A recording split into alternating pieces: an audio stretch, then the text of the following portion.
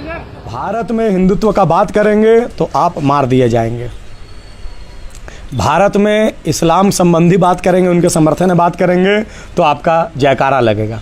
यह भारत के साथ बोलता हूँ। अभी तो गोलियां चली है घर के बाहर मेरे विरोध में, अगर बम और तोप भी चलाएंगे तो भी मैं अपनी मातृभूमि, अपने घर को छोड़ के जाने वाला नहीं हूँ।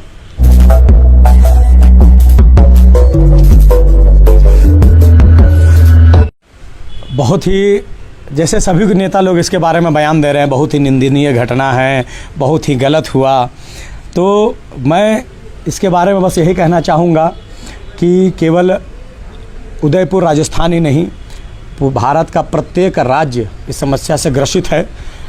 और उदयपुर में जो घटना घटी है, जहाँ पर कन्हैया लाल जी के दुकान में, टेलर दुकान था उनका, उसमें घुस करके और चापड़ से काट काट करके उनकी हत्या कर दी गई, यह पहली घटना नहीं है भारत में। इस प्रकार की घटनाएं और भी घटी है। आप नीरज राम प्रजापति, लोहरदगा दंगा में उनको कुछ कुछ करके मार दिया जाता है। आज से मात्र 2-3 साल पहले छत्ता मस्जिद, एकरा मस्जिद मेन रोड में उपस्थित जो है, उसके सामने में 2 युवक थे, दीपक कुमार और उसका दोस्त, उसको दौड़ा दौड़ा करके छुरा मारा जाता है। हालांकि उनकी जान बच जाती है, लेकिन इसलिए छुरा मारा जाता है कि वो हनुमान जी का लॉकेट पहने हुए थे। इसके अलावा कवि कुमार, उसके अलावा मुकेश सोनी खलारी, आप देखते हैं इनकी भी हत्या कर दी जाती है और झारखंड के बाहर विषय तक नहीं जाता है। और यही एक तबरेज नाम के चोर की, जो कि रंगे हाथों पकड़ा जाता है और भीड़ के द्वारा अगर उसकी मृत्यु हो जाती है तो पूरा विश्व उसके साथ खड़ा हो जाता है और पूरा असहिष्णुता का भाव पूरे ब्रह्मांड में फैलने लगता है। जब हिंदू मरता है तो उसके विषय में राज्य से बाहर तक विषय नहीं जाते। क्यों? क्योंकि वो हिंदू है। हिंदू मरेगा, किसी के कान में जू तक नहीं रहेंगी। अगर कोई मुस्लिम मर जाएगा तो पूरा विश्व एक होकर के और उसको मॉब लिंचिंग नाम दे दिया जाएगा, मुसलमानों पे अत्याचार नाम दे दिया जाएगा। इस प्रकार के अनेकों विषय सामने आने लगेंगे। मैं आपको एक बात बताना चाहता हूँ। शार्ली एब्दो करके एक संस्था है फ्रांस में, वह कार्टून बनाने का काम करता है। उसने इस्लाम धर्म के संबंधित एक कार्टून को प्रकाशित कर दिया था। यह बात है 2015 की। फ्रांस में शार्ली एब्दो के ऑफिस में घुस करके 9 लोगों की हत्या कर दी गई एक इस्लामिक कट्टरपंथी के द्वारा। जब उसको प्रशासन पकड़ने के लिए निकला तो एक महिला पुलिसकर्मी की हत्या कर दी गई। लास्ट में जब वो घिरा गया पुलिसकर्मियों से और उसको सुसाइड साइड करना था, उस समय 4 लोगों की फिर हत्या हो गया फ्रांस में।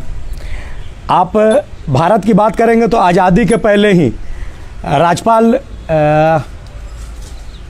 जो ये हम क्या बोलते हैं सर, राजपाल एग्जीबिशन है, यानी कि जो कुछ किताबें छापने का काम करते हैं, उन्होंने एक किताब छापा था।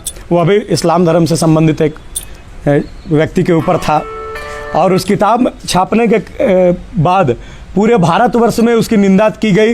यहाँ तक कि बड़े बड़े नेता लोग भी उसकी निंदा किए और अंत में जा कर के राजपाल एग्जीबिशन के मालिक जो है राजपाल मल्होत्रा जी, उनको उनके आवास के बाहर छाती में 8 बार खंजर घोंप करके मार दिया गया। क्यों? ये विषय कितने लोग जानते हैं पूरे भारत में? भारत में हिंदुत्व का बात करेंगे तो आप मार दिए जाएंगे। भारत में इस्लाम संबंधी बात करेंगे, उनके समर्थन में बात करेंगे तो आपका जयकारा लगेगा। यह भारत का नियम हो चुका है। आप आज का ट्वीट देखेंगे अगर राहुल गांधी जी का, आज उन्होंने ट्वीट किया है। मैं आपको उनके ट्वीट के बारे में दिखाता हूं। आप देखेंगे तो मेरे पास में उनका ट्वीट है राहुल गांधी जी का। तो राहुल गांधी जी ने 28 अक्टूबर को एक ट्वीट किया था कि त्रिपुरा में हमारे मुस्लिम भाइयों पर क्रूरता हो रही है। हिंदू के नाम पर नफरत व हिंसा करने वाले हिंदू नहीं, ढोंगी हैं। सरकार कब तक अंधी बहरी होने का नाटक करती रहेगी। यह उन्होंने ट्वीट किया था 28 अक्टूबर को। और आज उन्होंने ट्वीट किया है, पिछले ट्वीट में आप ध्यान देंगे, डायरेक्ट हिंदुओं पे कटाक्ष करते हुए कि हिंदुओं के नाम पर नफरत व हिंसा करने वाले हिंदू नहीं, ढोंगी हैं। और आज उन्होंने ट्वीट किया है कल की घटना को लेकर के कि उदय में हुई जघन्य हत्या में से मैं बेहद स्तब्ध हूँ। धर्म के नाम पर बर्बरता बर्दाश्त नहीं की जा सकती है। इस हैवानियत से आतंक फैलाने वालों को तुरंत सख्त सजा मिले। हम सभी को साथ मिलकर नफरत को हराना है। मेरी सभी से अपील है, कृपया शांति और भाईचारा बनाए रहें। पिछला बार जब हिंदू संबंधी विषय हुआ था तो उन्होंने हिंदू को कोट किया था कि हिंदू के नाम पर नफरत व हिंसा, लेकिन आज पूरा विश्व जान रहा है कि हत्या करने वाला कन्हैया लाल जी का एक मुस्लिम युवक था, और आज के ट्वीट में भी उनका एक बार भी मुस्लिम शब्द का प्रयोग नहीं है।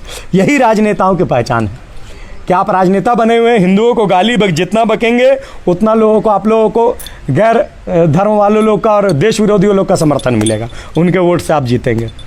लेकिन जब पूरा विश्व इस बात से परिचित हो जाता है कि किसने हत्या की, कौन हत्या की, नाम है आप लोगों के सामने, लेकिन राहुल गांधी जी उनका नाम तक डालने से घबराते हैं, तो ये देश की राजनीति है। एक प्रश्न ये रहेगा कि नुपुर शर्मा वाले बयान के बाद जो विवाद है हिंदुओं पर हमला करना, ये बढ़ गया है, तो क्या लगता है ये विवाद एक बहाना हो गया हिंदुओं पर हमला करने के लिए? हिंदुओं पर हमला करना भारतवर्ष में बहुत कॉमन बात हो गया है। आप कमलेश तिवारी का एग्जाम्पल ले लीजिए। कमलेश तिवारी जी अपने सुरक्षा को लेकर के प्रशासन के पास गुहार लगाए थे, कोर्ट में जाकर के केस किए हुए थे। कमलेश तिवारी जी का हत्या होने वाला है, इसका सभी को सूचना था।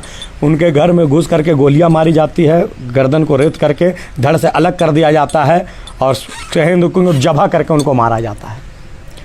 उसके बाद क्या हुआ? कुछ लोग रोए, कुछ दिन ढोंग हुआ, कुछ दिन जय श्री राम का नारा लगा, कुछ दिन कुछ लोग नारे तदबीर अल्लाह अकबर का नारा लगाएं, मैटर शांत हो गया। आने वाले समय में भी यही होने वाला है।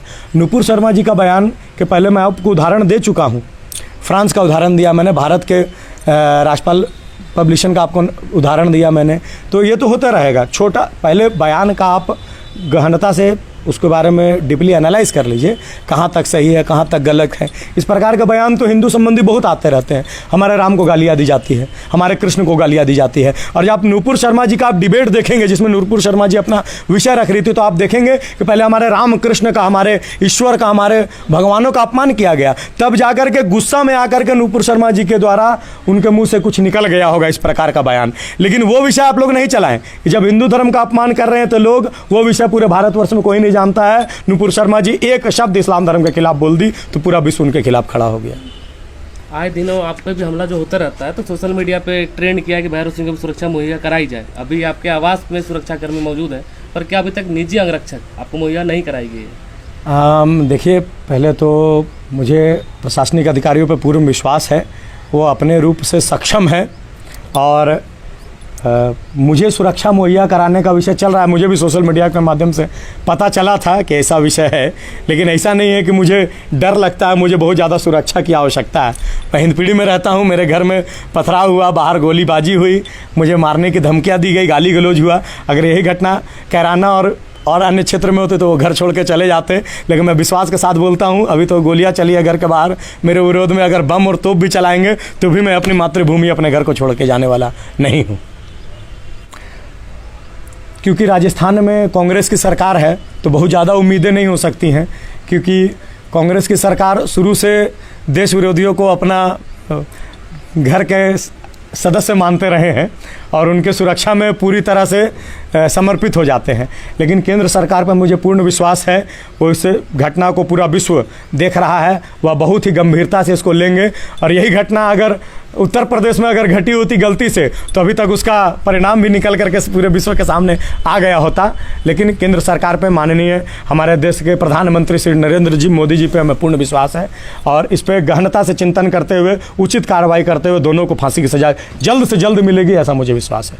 भारतवासियों को मैं यह संदेश देना चाहूँगा, एक मैसेज देना चाहूँगा सभी हिंदू भाइयों को कि अपनी सुरक्षा स्वयं करने का संकल्प लें, सुरक्षित रहें, सतर्क रहें, और देश से संबंधी, देश के समर्थन में किसी भी विषय को रखने के लिए आप घबराएं नहीं, और देश विरोधियों का विरोध करने में थोड़ा सा भी आप घबराएं नहीं। खुले तौर पे पूरे भारतवर्ष में आग्रह करना चाहूँगा कि इस विषय का, जो कि कन्हैया लाल जी के साथ हुआ है, उसका विरोध में और सभी को एकजुट होकर के एक साथ खड़ा होने का प्रण ले, ताकि आने वाले समय में इस प्रकार की घटना दोबारा नहीं घट सके। जय सिया राम।